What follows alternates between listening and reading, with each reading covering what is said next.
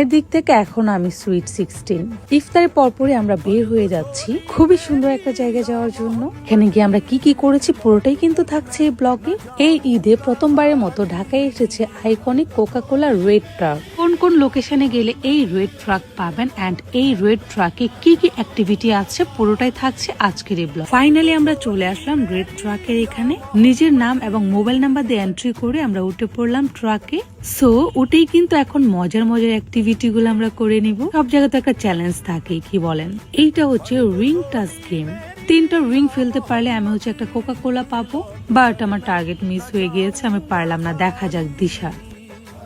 Finally দিশা তার target fill up করতে পেরেছে। গিফটটা কিন্তু আমি আগে নিয়ে নিলাম। এটা নিয়ে শুরু হয়েছে মামের মধ্যে তুমুল কারাকারি। যাই হোক, কম্প্রোমাইজ তো করতেই হবে, দুজন ভাগাভাগি করে খেলাম। এখন যে গেমসটা খেলবো এইটা আমার কাছে খুবই চ্যালেঞ্জিং মনে হয়। এই গেমসটা জিততে পারলেও কিন্তু আমরা একটা কোকা-কোলা পেয়ে যাবো। Move the stick.